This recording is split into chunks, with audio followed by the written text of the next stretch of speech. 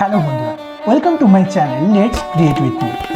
আজকে আমরা দেখব এই 6 ইঞ্চি মাপের ছোট্ট কিউট কার্তিক মূর্তিটি তৈরি করার প্রথম পর্ব, অর্থাৎ মাটি দিয়ে তৈরি করা সম্পূর্ণ প্রসিডিওর। চলুন ভিডিওটি শুরু করা যাক। প্রথমেই আমরা বানিয়ে নেব বেসটা।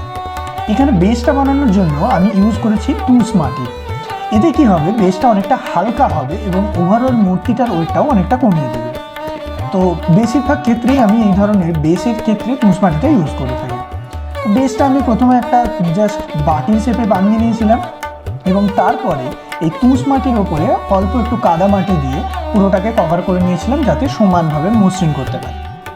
এরপরে শুরু করেছিলাম পায়ের পোর্শন দিয়ে। একদম সিম্পল ওয়েতে আমি পাটা বানিয়ে নিয়েছিলাম। দুটো পাকেই আমি প্রথমে বেসের সঙ্গে অ্যাটাচ করে নিয়েছি এবং তারপরে তার উপরে বডির পোর্শনটা বসাই এবং বডির সঙ্গে পা দুটোকে অ্যাটাচ করে নিই।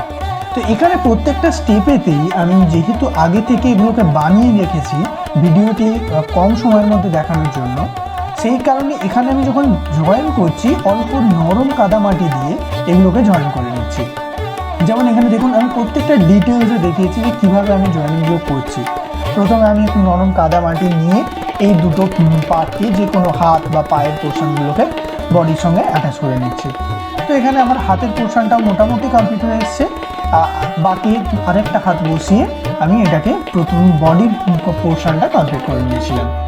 তো বডি, হাত, পা এগুলো যখন কমপ্লিট হয়ে গেল, এরপরে এবারে আমরা যাচ্ছি যে গলার পোর্শনটা বা মুখের পোর্শনটা।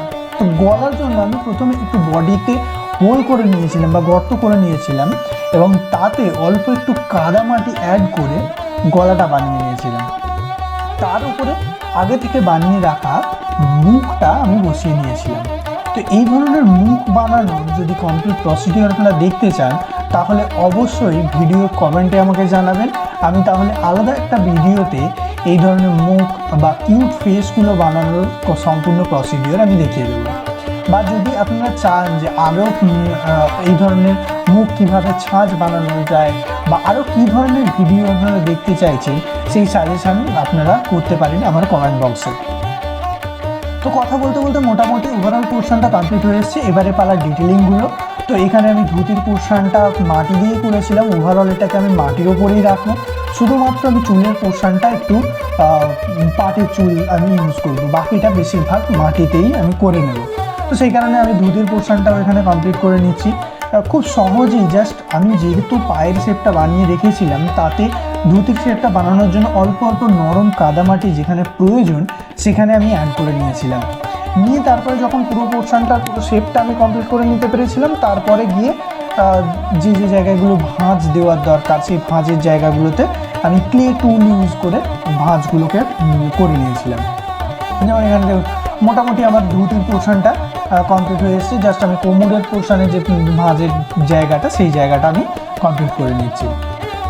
তো এখানে ধুতিটা আমার মোটামুটি কমপ্লিট। এবারে জাস্ট গায়ে যে উড়ুনি বলে সেই উড়ুনির পোর্শনটা আমি কমপ্লিট করে নিচ্ছি। তো উড়ুনির পোর্শনগুলোও আমি কাদা দিয়েই করে নিয়েছিলাম। নরম কাদা দিয়ে আমি একটু রোল বানিয়ে সেগুলোকে আস্তে আস্তে হাত দিয়ে চেপে ফ্ল্যাট করে নিয়ে আমি উড়ুনির পোর্শনটা গায়ে বানিয়ে নিয়েছিলাম। তো এরপরে পালা ময়ূরের। ময়ূর ছাড়া কার্তিক অসম্পূর্ণ। তো কার্তিক ঠাকুরকে সম্পূর্ণ করার জন্য আমি ময়ূরটাকে ওখানে অ্যাড করে নিলাম। ময়ূরটাকে আমি জাস্ট খুব সিম্পল ওয়েতে বানিয়েছি, এখানে কোনো রকম ডিটেলিং করিনি। আমি বেশিরভাগ ডিটেলিংটা আমি কালার দিয়েই করে দেখাবো। তো সেটা অবশ্যই তার জন্য সেকেন্ড পার্টটি দেখতে হবে। সেকেন্ড পার্টটি আগামী সপ্তাহে আসতে চলেছে। অবশ্যই আমার চ্যানেলটিকে সাবস্ক্রাইব করে রাখবেন এবং ভিডিওর নোটিফিকেশানটা অন করে রাখবেন, যাতে কি হয় আমার ভিডিওটি দেওয়ার সঙ্গে সঙ্গেই আপনি নোটিফিকেশান পেয়ে যান এবং প্রথমেই আপনি এই ভিডিওটি দেখে নিতে পারেন। তো আমার কথা বলতে বলতে মোটামুটি বাকি ডিটেলিংগুলো করা শুরু করে দিয়েছি। তো এখানে ধুতির যে কুচির পোর্শনগুলো সেগুলোকে আমি করে নিয়েছিলাম।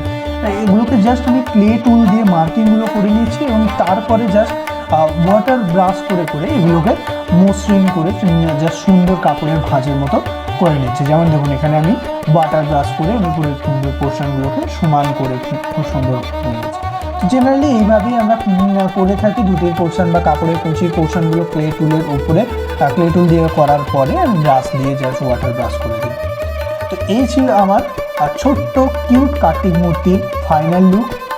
এর পরের পার্টটি অর্থাৎ কালার করার পার্টটি দেখার জন্য অবশ্যই করে চ্যানেলটিকে সাবস্ক্রাইব করে বেল আইকনটি প্রেস করে রাখবেন এবং এই ভিডিওটি কেমন লাগলো কমেন্ট বক্সে জানিয়ে যাবেন। ভিডিওটি সম্পূর্ণ দেখার জন্য ধন্যবাদ।